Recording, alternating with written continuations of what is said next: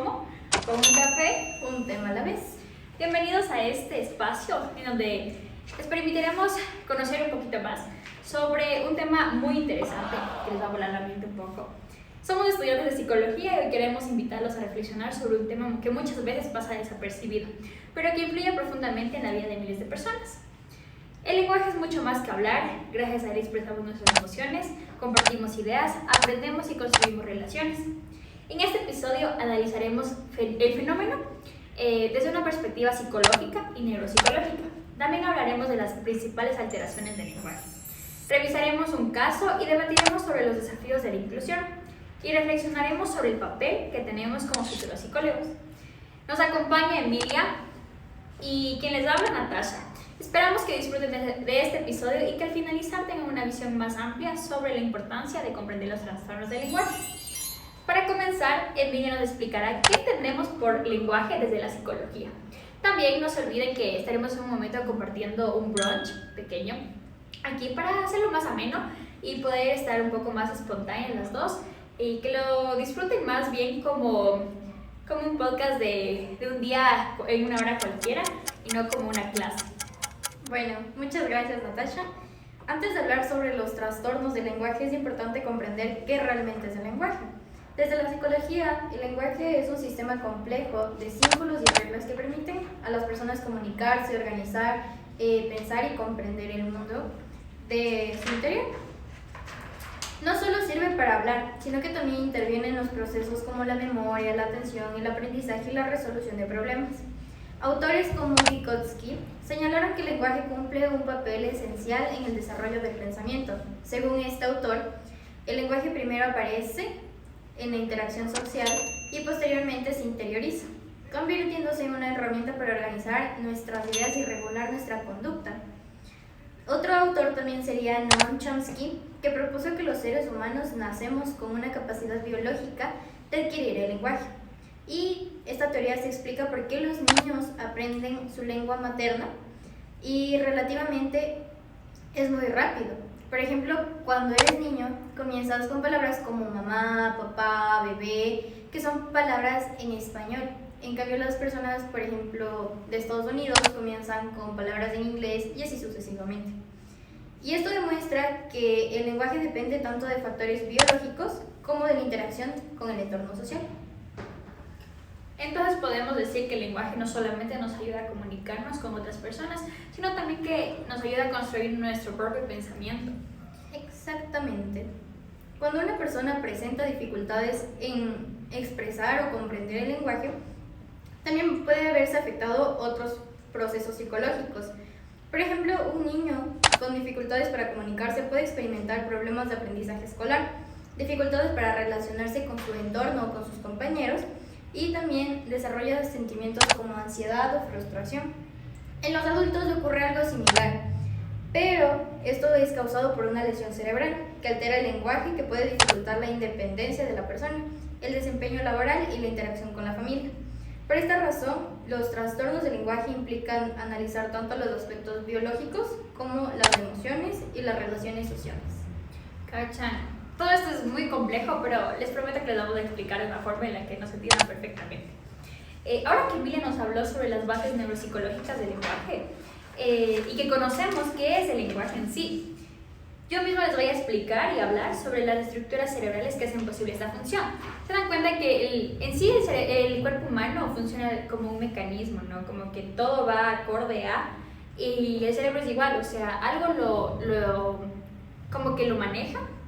Y en ese caso yo les voy a hablar por qué o dónde nace el hecho de que podamos hablar en palabras más sencillas, ¿no? Para comprender los trastornos del lenguaje es necesario conocer primero cómo funciona el cerebro, lo que ya les dije. El lenguaje depende del trabajo coordinado de diferentes regiones cerebrales, especialmente del hemisferio izquierdo, ¿verdad? Donde se encuentran dos áreas fundamentales, el área de Broca y el área de Wernicke. Ya, el área de Broca está ubicado justo en el lóbulo frontal y participa principalmente en la producción del lenguaje, acuérdense. Ya. Es decir, nos ayuda a organizar los movimientos necesarios para hablar correctamente. Cuando esta región se lesiona aquí, hay un daño, la persona sabe lo que quiere decir, pero tiene grandes dificultades para expresar la palabra. Su habla suele ser lenta, con frases cortas y mucho esfuerzo, así como cuando van al gimnasio. También tienen respuestas muy cortas, ¿no? Exacto. En cambio, el área de Wernicke se localiza justo en el lóbulo temporal. Acuérdense, aquí a los laditos es el lóbulo temporal. Y es responsable de comprender el significado del lenguaje. Acuérdense, sin el lóbulo temporal no entienden lo que quieren decir. Si esta región resulta afectada, la persona puede hablar con fluidez, pero las palabras carecen de sentido, o sea, no te entendemos. O no comprendemos adecuadamente lo que otras personas dicen. Es decir, que haría como una ensalada de frutas, ¿no? Exacto, justo es la palabra, lo que queremos decir. Entonces, aunque ambas áreas principales en el lenguaje y participen ambas, cada una cumple una función diferente. Claro. Además, estas regiones intervienen en otras estructuras cerebrales, como el cuerpo calloso o el cerebelo, que estaría como en tu parte trasera. Claro, aquí Sí, claro, más ubicado como aquí les dejamos imágenes para que se den una cuenta más veloz que Los ganglios basales también son importantes y las diferentes conexiones neuronales, que permiten que integres la información tanto auditiva, visual y de forma motora. Todo este sistema trabaja de una forma coordinada para que podamos escuchar, comprender y pensar una respuesta para finalmente producir el lenguaje. Y cuando alguno de estos circuitos presenta una alteración, pueden aparecer diferentes trastornos. Ahora tenemos el tema de los principales trastornos del lenguaje. Ahora que entendemos más o menos cómo funciona el cerebro, Emilia nos hablará sobre algunos de los trastornos del lenguaje más frecuentes, o en los que te puedes más o menos dar cuenta, yo que sé, en amigos, en hermanitos, en personas que estén justo en la edad de darse cuenta de cualquier trastorno del lenguaje. Bueno, verá, existen diferentes trastornos del lenguaje y cada uno afecta a aspectos específicos de la comunicación. Uno de los más conocidos se llama afasia. Generalmente aparece cuando tienes un accidente cerebrovascular o un traumatismo cráneoencefálico o enfermedades neurológicas. Las afasias pueden clasificarse en diferentes tipos. Hablamos de afasia de Broca, que es la principal, que es la expresión del lenguaje. Las personas no comprenden relativamente bien lo que escuchan, pero les cuesta mucho formar oraciones completas. Por ejemplo, si desean decir hoy quiero ir al supermercado con mi familia, podría expresar únicamente hoy supermercado familia. Aunque el mensaje es comprensible, requiere un enorme esfuerzo para producir la palabra. Imagino que debe, o sea, yo que lo he vivido en carne propia, puedo decir que no como tal una afasia, pero sí un trastorno del lenguaje. Claro, es el más leve que se puede decir, ¿no? Y yo por eso digo que esto causa mucha frustración para quien lo vive. Claro, porque no comprende lo que dice, ni hace que el resto comprenda. Sí, por eso, como digo acá, muchas personas con afasias conservan intacta su inteligencia. O sea, pueden creer, una persona con afasia conserva completamente su inteligencia. Así es. Pero no logran expresar lo que piensan. O sea, es como una dificultad como que no pudiesen. Como por decir un ejemplo, que tienen la palabra en la punta de la lengua. Sería un dicho, ¿no? Ya, esta situación puede afectar su autoestima, provocar aislamiento social y aumentar el riesgo de depresión. ¿Pueden imaginarse eso? Uy. Hasta ahora hemos hablado de los trastornos que generalmente aparecen después de una lesión cerebral. Sin embargo, también existen alteraciones que se presentan desde la infancia. Por ello, el acompañamiento psicológico resulta fundamental durante el proceso de rehabilitación. Otro trastorno importante que les quiero hablar, que es muy interesante, que es la afasia de Wernicke. En este caso, sucede prácticamente lo contrario. De todo lo que hablamos antes, es lo contrario, totalmente. Ya que la persona habla con mucha fluidez e incluso utiliza oraciones largas. Sin embargo, el contenido suele ser incoherente e incluye palabras inventadas. Por ejemplo, un ejemplo que yo ahorita les voy a dar muy claro es que yo a Emily ahorita le puedo decir café, en casa, correr, agua, y no me va a entender nada. vas a ver que estoy hablando perfecto, pero no tiene coherencia lo que yo le digo. No sabe. Muy confuso, ¿no? Claro, no sabe lo que yo quiero decirte en realidad, ¿verdad? Entonces es como que pueden expresarse de forma que ellos ni siquiera notan que lo están haciendo de forma incorrecta. Lo que dificulta aún más la comunicación con quienes lo rodean. Por ejemplo, yo no sabría que estoy haciendo mal, porque para mí está todo perfecto. Entonces, hasta aquí podemos observar que dos personas pueden presentar dificultades de lenguaje completamente diferentes, dependiendo de la zona cerebral afectada. Por ejemplo, las zonas afectadas son Broca y Wernicke. Exactamente. Y esto demuestra que el lenguaje es un proceso mucho más complejo de lo que creemos, ¿no? Claro. Bueno, ahora tenemos la parte número 2. Ya, tenemos el trastorno del desarrollo del lenguaje. El trastorno del desarrollo del lenguaje, podría decirte que hasta ahora hemos hablado de trastornos que generalmente aparecen después de una lesión cerebral. O sea, es decir, se cayó, como tú dijiste, accidentes cerebrovasculares, tumores, claro, todo eso. Sin embargo, también existen alteraciones que se presentan desde la infancia. Por ejemplo, las que yo te dije, que a mí me resultó hasta el día de hoy, que se mantienen presentes, claro. Y les voy a decir por qué. Porque primero, no tuve alguien que se diera cuenta, no tuve atención temprana. Ya con 18 años es muy tarde. Eso a mí me explicó el neurólogo que yo visité, que si a los 6 años me hubiesen hecho revisar, hubiera sido muy distinto. No hubiera sufrido mucho en la etapa escolar, ya que a mí siempre me costó un poco más que al resto. Pero aún así, yo seguí mis niveles de la edad que me tocaba, entonces, ya saben. No fue excusa. Claro, uno de los trastornos más frecuentes en la infancia es el trastorno del desarrollo del lenguaje, conocido anteriormente como trastorno específico del lenguaje. Se caracteriza porque el niño tiene dificultades para comprender o expresar el lenguaje sin que exista una discapacidad intelectual o una pérdida auditiva o alguna enfermedad neurológica que lo explique completamente. Estos niños pueden comenzar a hablar más tarde que otros de su edad, tener un vocabulario más reducido, cometer errores gramaticales o presentar dificultades para comprender instrucciones. De hecho, eso pasa hasta actualmente, porque hay muchas personas que ortográficamente se equivocan full, y es porque podrían tener alguno de esos trastornos. Por ejemplo, cuando un docente dice saquen el cuaderno y escriban fecha, luego nombre y respondan las preguntas, un niño no puede recordar únicamente qué dijo, y esto también afecta a su rendimiento escolar. Claro, y algo muy importante es que muchas veces las dificultades son mal interpretadas.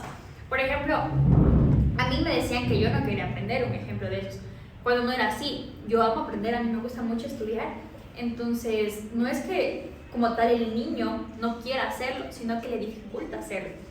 Algunos adultos creen que el niño es distraído, desobediente. Acuérdense que el niño es distraído, desobediente o poco inteligente, que es lo más común que yo he escuchado, ¿no? ¿Sí tú también? Sí, lo más común. Ajá. O normalmente o coloquialmente, como lo dicen aquí en Ecuador, que es vago. Pero en realidad no es así, cuando en realidad enfrenta una dificultad neuropsicológica relacionada con el procesamiento del lenguaje. Por eso el diagnóstico temprano resulta fundamental. Mientras antes se identifique el problema, mayores serán las posibilidades de intervención y mejorará el pronóstico de cada niño. Lo que yo les dije al inicio, ¿se acuerdan? Entonces la detección temprana puede cambiar completamente la calidad de vida de una persona. Y mucho más es un niño, así que si madres, creo que si hermanas mayores están viendo este podcast, un ojo a todos los niños que son chiquitos, que tal vez no pueden como tal expresarse de forma fluida con las demás personas. No es que no quiera, es que se le dificulta hacerlo. Exactamente. Con apoyo familiar, intervención psicológica, terapia del lenguaje y acompañamiento escolar, muchos niños logran volver a la norma, logran tener un aprendizaje normal,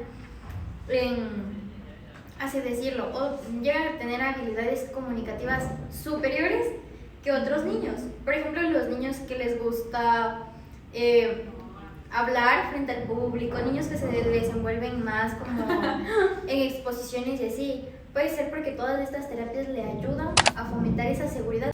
Ahora tenemos al trastorno de la disartria y apraxia del habla. Ya. Existen otros trastornos que suelen confundirse con los anteriores. ¿Podrías hablarme sobre ellos? Por supuesto, uno de ellos es la disartria. Este trastorno es el problema de no estoy en comprender el lenguaje ni organizar las palabras, sino en controlar los músculos necesarios para hablar.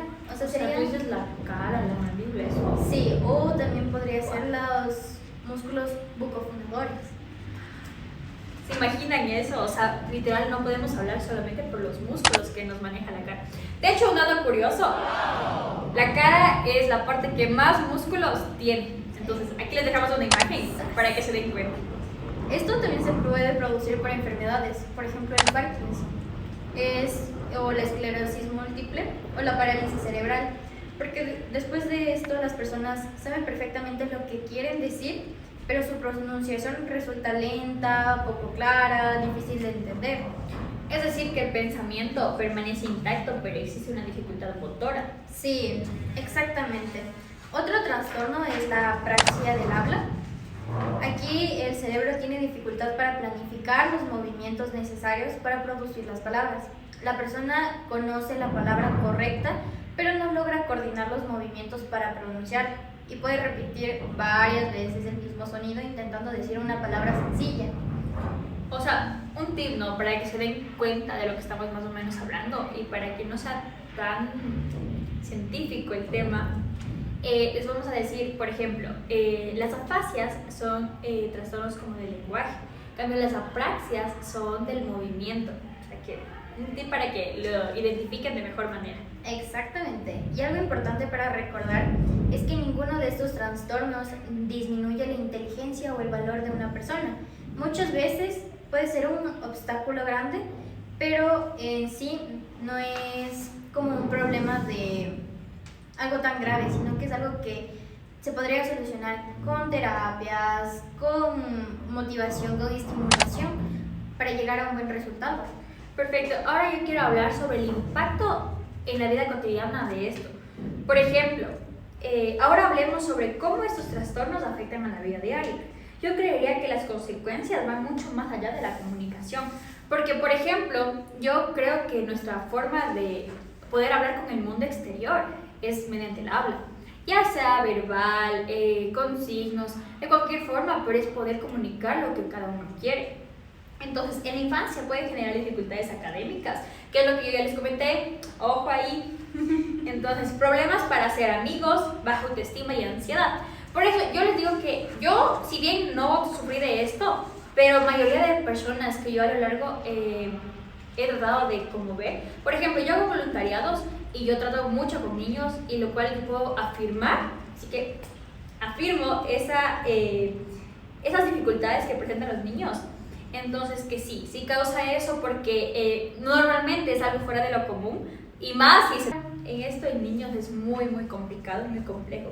Pero ahora Emilia nos va a hablar un poquito más sobre esto, pero esta vez en adultos, ya que en niños yo creo que ya les dije mucho. Claro, en los adultos también tiene consecuencias muy importantes, porque después de una afasia muchas personas dejan de trabajar temporalmente, ¿te imaginas?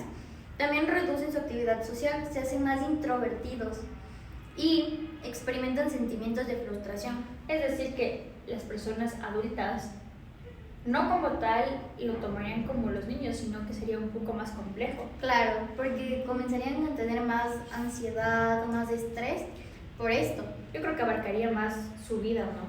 Claro. Esto también tiene como límite en actividades simples como pedir comida, realizar llamadas, acudir a una consulta médica. Pueden convertirse en un desafío muy grande para las personas adultas. Entonces eso demuestra que el lenguaje no solo transmite información, acuérdense, no solo transmite información, sino que también nos permite mantener relaciones, expresar emociones y participar activamente en la sociedad. Bueno, verán, yo ahora preparé para mi invitada Emilia, preparé un análisis de un caso, en donde analizaremos un caso ficticio, pero es basado en situaciones descritas en la literatura científica. Entonces, va a ser muy chévere, así que sigan acompañándonos y sigan quedándose. Por ejemplo, empezamos, ¿no? Te voy a decir, tú ahí le crees un poco. Imaginemos a Carlos, un hombre de 58 años, que sufrió un accidente cerebrovascular.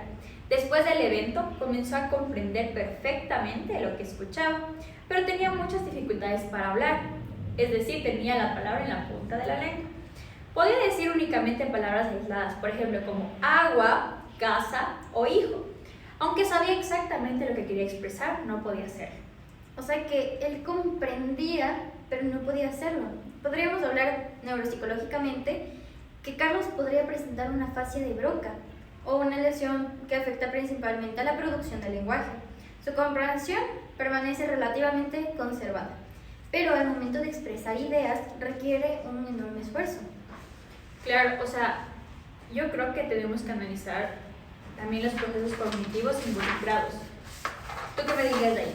Claro, en primer lugar encontramos la atención. Carlos necesita concentrarse mucho más que antes para construir una frase. También comenzaríamos a hacer como una terapia de memoria, ya que debe organizar mentalmente las palabras antes de pronunciarlas. Y finalmente, intervenir en la función ejecutiva, encargada de planificar, supervisar en la producción del lenguaje. ¿Y qué ocurre con los aspectos emocionales? Son iguales. Carlos comenzaría a evitar reuniones familiares porque siente vergüenza de que otras personas tengan que terminar sus frases o que no comprendan lo que él quiere decir. Poco a poco se aislaría y aparecería un sentimiento como de ansiedad, de tristeza, de soledad. O sea, yo diría que aquí observamos más bien como una alteración del lenguaje. También afecta a la salud mental. Entonces yo creo que están como conectados, como una función. Entonces es como que por eso la rehabilitación debe ser indispensable, ¿no es cierto? Exactamente. Y no solo participan neurólogos y terapeutas del lenguaje, también interviene el psicólogo, el terapeutas ocupacionales y la propia familia. Eso es un tip, ¿verdad?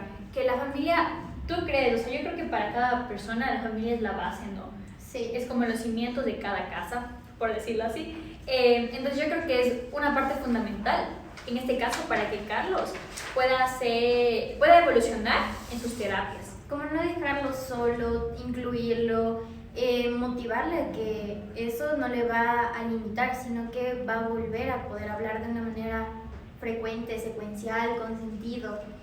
Bueno, gracias Emilia por esa intervención. Bueno, yo ahora quiero debatir con Emilia, vamos a un debate académico, en donde yo le quiero decir que ahora que hemos conocido el caso de Carlos, queremos abrir un pequeño debate. La pregunta es la siguiente, no sé, ¿tú qué me dices? ¿La sociedad está realmente preparada para incluir a las personas con trastornos del lenguaje?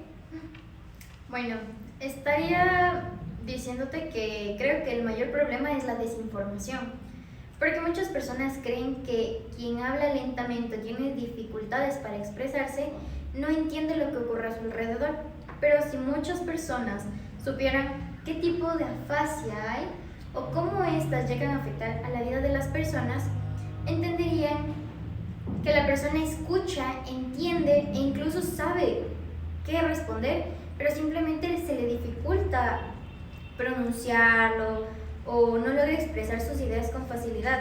Cuando la sociedad desconoce esto, aparecen los prejuicios, que terminan afectando aún más quien vive en estos trastornos. Claro, estoy de acuerdo contigo, pero también considero que en los últimos años se han dado pasos importantes, porque por ejemplo cada vez existen más programas de rehabilitación, mayor capacitación, tanto para profesionales, hay también campañas sobre la discapacidad e inclusión. Yo eso lo he visto mucho en escuelas, en universidades, no sé si tú también. Sí. Sin embargo, sí, justo, perdóname recordarte. Sin embargo, todavía falta mucho trabajo y yo lo digo abiertamente, que por ejemplo en muchas escuelas los docentes no reciben suficientes folletos, información para identificar tempranamente un trastorno del desarrollo del lenguaje. Por ejemplo, estamos hablando de que de aquí fue hace, yo qué sé, 10 años, por ejemplo, a mí, mi maestro ni siquiera sabía que era un trastorno del lenguaje. Y no desmerito como maestra, sino que no había la suficiente información como la hay ahora. Por ejemplo, como consecuencia, algunos niños son etiquetados como distraídos o poco inteligentes cuando realmente necesitan apoyo especializado. Yo nunca fui como tal etiquetada, sino que simplemente me decían que era hiperactiva. Entonces, imagínate. Que estabas muy activa. Eso me hace pensar en la importancia de la educación. Si desde pequeños aprendiéramos que todas las personas se comunican de diferentes maneras, probablemente existiría la empatía. Por ejemplo, no solo tenemos la comunicación verbal, también tenemos la comunicación corporal, que te expresas a través de cómo tu cuerpo se pone en esa situación. O también a veces no simplemente es, por ejemplo, las personas sordas o las personas mudas que tienen lenguaje de señas. Claro, te iba a decir que podrían tener un lenguaje de señas en esto, ¿no? Claro, deberíamos de hecho saber todos para poder comunicarnos universalmente, pero también deberíamos tener la inclusión, que comenzaría cuando dejaríamos de juzgar a las personas y empezaríamos a comprender qué sucede. Exactamente. Además, la familia también cumple un papel fundamental, como ya les dije hace un momento. Cuando los familiares conocen el trastorno, pueden adaptar la comunicación. Por ejemplo, hablar un poco más despacio, utilizar frases que sean cortas, que vayan como que enlazándose de poco a poco para que así la persona que esté enferma pueda tomarlo de mejor manera. Ya.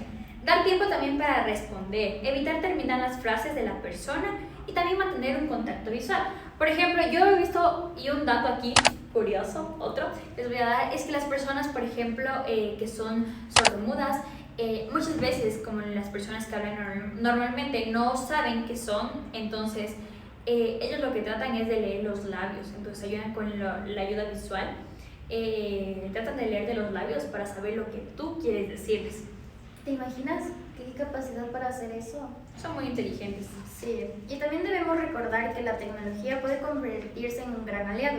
Actualmente existen aplicaciones que ayudan a comunicarse mediante imágenes, textos o sintetizadores de voz, aunque no reemplaza el lenguaje natural, sí favorece la autonomía y la participación social. Sí, o sea, entonces podemos concluir que la inclusión no depende únicamente del tratamiento médico, también depende de cómo la sociedad responde frente a todas esas personas, ¿verdad? Así es, porque una sociedad inclusiva evita barreras y ofrece oportunidades para que todas las personas puedan participar plenamente. Bueno, queridos expectantes, ahora tenemos a la reflexión profesional. Bueno, Emilia, llegamos a uno de los momentos más importantes de este episodio. Y como futura psicóloga, yo quiero preguntarte, ¿por qué consideras que debemos comprender los trastornos del lenguaje? Desde mi punto de vista, comprender los trastornos del lenguaje haría que tengamos intervenciones más humanas. Muchas veces el sufrimiento de una persona no solo proviene únicamente del trastorno, sino de no sentirse comprendido o sentirse excluido.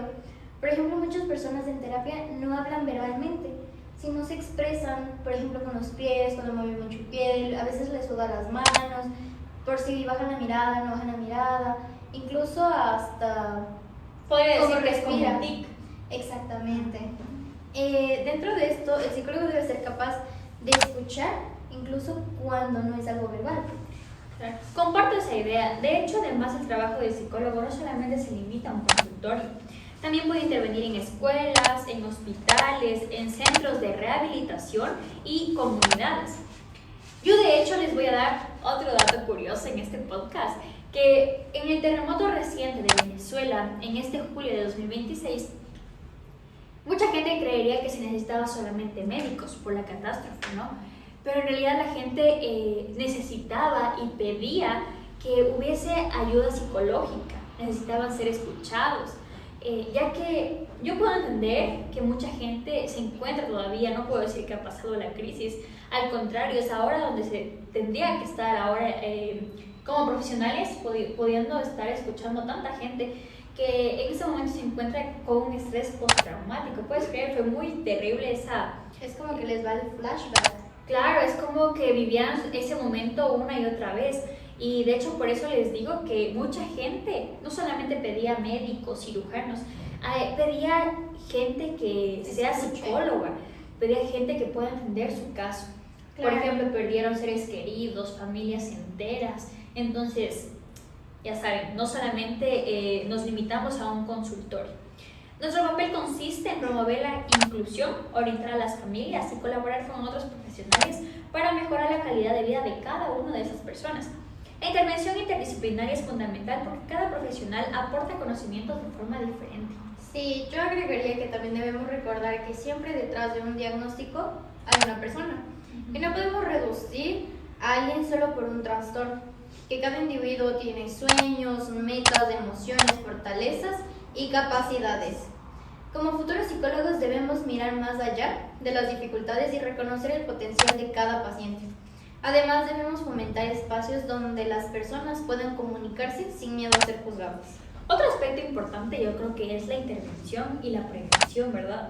Porque mientras más temprano se detecten las alteraciones del lenguaje, mejor serán los resultados de la intervención. Por ejemplo, yo como les dije aquí, la parte más importante que yo creo y que es la correcta de intervenir es en la infancia. Y finalmente debemos recordar que la comunicación es un derecho humano. Todas las personas merecemos ser escuchadas, comprendidas y respetadas, independientemente de la forma en la que logremos expresarnos. Bueno, queridos expectantes, ahora vamos a ir a las conclusiones. Es el tema como, para mí ha sido muy enriquecedor, me he podido incluso empapar de mucha más información y espero que haya sido lo mismo con cada uno de los que nos está viendo. Estamos llegando al final de este episodio y creemos que ha sido una excelente oportunidad para comprender el lenguaje y que es mucho más que solamente hablar. Es una herramienta que nos permite expresar emociones, construir relaciones, aprender y participar activamente en la sociedad.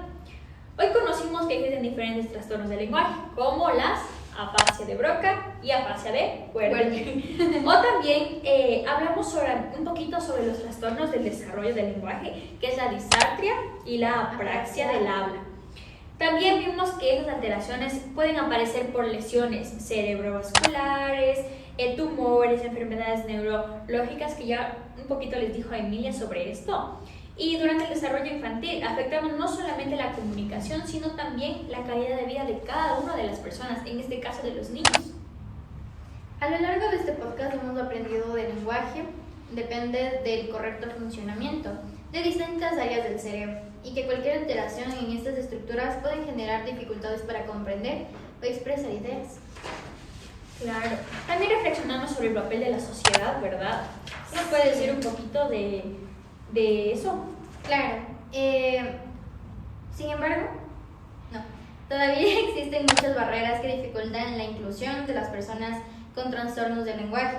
La falta de información provoca estigmas, discriminación y aislamiento social. Como futuros psicólogos tenemos la responsabilidad de educar, sensibilizar y promover espacios donde las personas puedan comunicarse sin miedo a ser juzgadas. La comunicación es un derecho humano y garantizar este derecho significa construir una sociedad inclusiva, equitativa y respetuosa. Claro, igual yo les diría que antes de despedirnos queremos dejar una reflexión para quienes nos escuchan. Que la próxima vez que conozcan a una persona que tenga dificultades para hablar o comprender el lenguaje, no piensen primero en lo que no puede hacer. Piensen en todo lo que cada persona puede aportar a la sociedad cuando encuentra apoyo, comprensión y oportunidades. Muchas veces una conversación paciente, una mirada con respeto o simplemente el tiempo necesario para una persona que pueda expresarse puede marcar la diferencia.